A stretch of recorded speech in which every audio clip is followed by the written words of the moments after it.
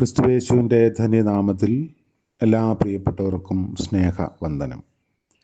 ഇന്നത്തെ നമ്മുടെ ധ്യാനത്തിനായി യെശയ്യാ പ്രവാചകൻ്റെ പുസ്തകം 42 അധ്യായം 2-3 വാക്യങ്ങൾ. യെശയ്യാവ് 42 2-3 വാക്യങ്ങൾ. അവൻ നിലവിളിക്കയില്ല, ഒച്ചയുണ്ടാക്കുകയില്ല, തെരുവീഥിയിൽ തൻ്റെ ശബ്ദം കേൾപ്പിക്കുകയുമില്ല. ചതഞ്ഞ ഓട അവൻ ഒടിച്ചു കളകയില്ല, പുകയുന്ന തിരി കെടുത്ത് കളകയില്ല. അവൻ സത്യത്തോടെ ന്യായം പ്രസ്താവിക്കും. കർത്താവിൻ്റെ പരിശുദ്ധ നാമം വാഴ്ത്തപ്പെടട്ടെ. യെശയ്യാ പ്രവാചകൻ രേഖപ്പെടുത്തുന്ന കഷ്ടപ്പെടുന്ന ദാസൻ്റെ ഒരു പ്രത്യേകതയാണ്, അല്ലെങ്കിൽ ഒരു വിശേഷതയാണ് ഇവിടെ നമ്മൾ വായിച്ച വേദഭാഗം. കലഹിക്കാതെ വിയോജിക്കുക. ഇത് ഒരു സമീപനമാണ്, അല്ലെങ്കിൽ ഒരു നിലപാടാണ്. ഒരു ചെറിയ അഭിപ്രായ വ്യത്യാസത്തെ പോലും ശബ്ദമുയർത്താതെ നേരിടാൻ കഴിയാത്തവർക്ക് ഇത് മനസ്സിലാകും എന്ന് തോന്നുന്നില്ല.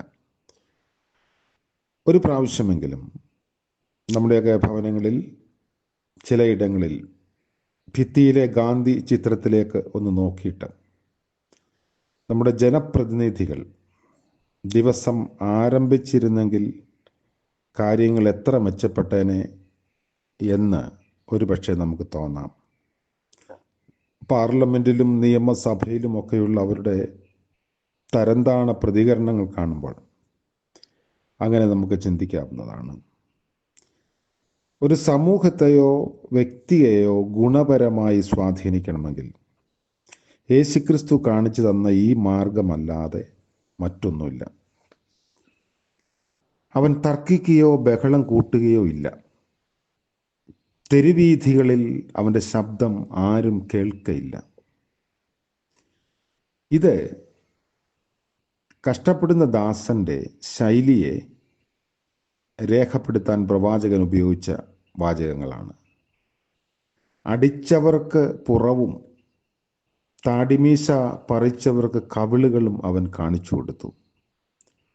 നിന്നയിൽ നിന്നും തുപ്പലിൽ നിന്നും അവൻ മുഖം തിരിച്ചില്ല. യെശയ്യാ പുസ്തകം 50-6 വാക്യം ഇത് കുറച്ചുകൂടെ നമ്മളെ ഓർമ്മിപ്പിക്കുന്നു. അപ്പോൾ എതിർക്കാതെയും ശബ്ദമുയർത്താതെയും എത്ര ശക്തമായി മനുഷ്യരെ സ്വാധീനിക്കാമെന്ന് കർത്താവ് ഭൂമിയെ പഠിപ്പിച്ചു തന്നു. ആ മാതൃക അക്ഷരാർത്ഥത്തിൽ ജീവിക്കാൻ ശ്രമിച്ചു എന്നതാണ് ചില സാമൂഹ്യ ഉദ്ധാരകരുടെ, പ്രത്യേകിച്ച് ഗാന്ധിജിയെപ്പോലുള്ളവരുടെയൊക്കെ മഹത്വം.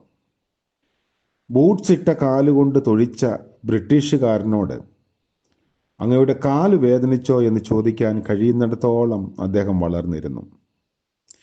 ഗാന്ധിജി മാത്രമല്ല, ആരൊക്കെ തിന്മയ്ക്കെതിരെ ഇതുപോലെ സൗമ്യമായി പോരാടിയിട്ടുണ്ടോ അവരൊക്കെ മനുഷ്യരിലെ നന്മയെ ഉണർത്തിയിട്ടുമുണ്ട്. മാനവരാശി മുഴുവൻ ആദരിക്കുന്ന മദർ തെരേസ നിലാരംബരായ മനുഷ്യർക്ക് വേണ്ടി ഭിക്ഷ ചോദിച്ച ആ അമ്മയുടെ കയ്യിലേക്ക് കാർക്കിച്ച് തുപ്പിയ മനുഷ്യനോട് എനിക്കുള്ളത് കിട്ടി, ഇനി എൻ്റെ മക്കൾക്ക് വല്ലതും തരണം എന്ന് അപേക്ഷിച്ച, മറ്റേ കൈ നീട്ടിയപ്പോൾ ആ തുപ്പിയ മനുഷ്യൻ വാവിട്ട് കരഞ്ഞുകൊണ്ട് അവരെ ആദരിച്ചു എന്നാണ് നമ്മൾ വായിക്കുന്നത്. വഴിയിൽ തുപ്പരുത് എന്ന് കോടതി പറഞ്ഞിട്ടുണ്ട് എന്നതിൻ്റെ പേരിൽ ആ ശീലത്തിൽ നിന്ന് ആരും പിന്മാറിയിട്ടില്ല.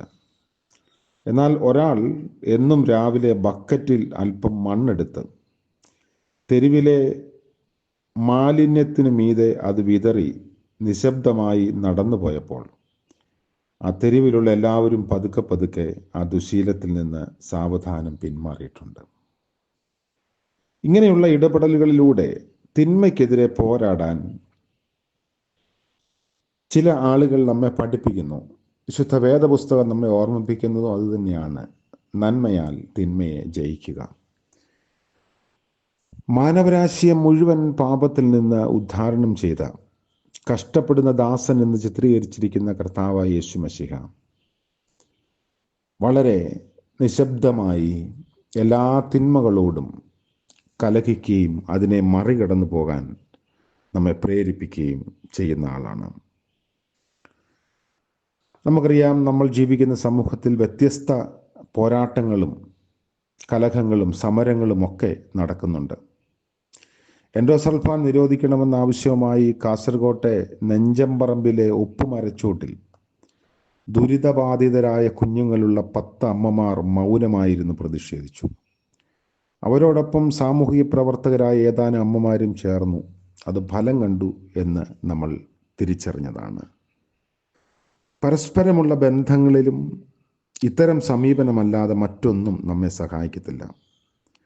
മുതിർന്നവരെയും കുഞ്ഞുങ്ങളെയും ഒരുപോലെ സ്വാധീനിക്കും എന്നതും അത് യാഥാർത്ഥ്യമാണ്. മകൻ്റെ വഴിവിട്ട ജീവിതത്തെ ഓർത്ത് ഒരമ്മ വല്ലാതെ വ്യാകുലപ്പെട്ടതായി ചരിത്രത്തിൽ വായിക്കുന്നു. മകൻ പോയ ഇടങ്ങളിലെല്ലാം അമ്മയും നിശബ്ദമായി അനുയാത്ര ചെയ്തു. പിന്നെ മനമുരുകി പ്രാർത്ഥിച്ചു. ഒന്നും രണ്ടുമല്ല, 30 വർഷത്തോളം ആ മകൻ അത് കണ്ടില്ലെന്ന് നടിച്ചു. എന്നിട്ടും അമ്മ പിന്തിരിഞ്ഞില്ല. എത്ര നാൾ ഒരമ്മയുടെ പ്രാർത്ഥനയ്ക്കും കണ്ണീരിന് മുൻപിൽ ഒരാൾക്ക് പിടിച്ചു നിൽക്കാൻ സാധിക്കും? ഇവിടെയും അതുതന്നെ സംഭവിച്ചു. ഒടുവിൽ ആ അമ്മയും മകനും വിശുദ്ധരായി എന്നാണ് ചരിത്രം പഠിപ്പിക്കുന്നത്. വിശുദ്ധ മോനിക്കയും വിശുദ്ധ അഗസ്റ്റീനും. അപ്പോൾ നിശബ്ദമായി നമ്മുടെ സങ്കടങ്ങൾ ദൈവസന്നിധിയിൽ ഏറ്റുപറയുന്നുവെങ്കിൽ അതിന് മറുപടി നൽകാൻ ദൈവം വിശ്വസ്തനാണ്. പുതിയ ദിനത്തിൻ്റെ പ്രഭാതത്തിൽ ദൈവം നമ്മളെ അനുഗ്രഹിക്കട്ടെ. പ്രാർത്ഥിക്കാം. കരുണ നിറഞ്ഞ വാഴ്ത്തപ്പെട്ട കർത്താവേ, മനോഹരമായ പുതിയ ദിനത്തിനായി സ്തോത്രം.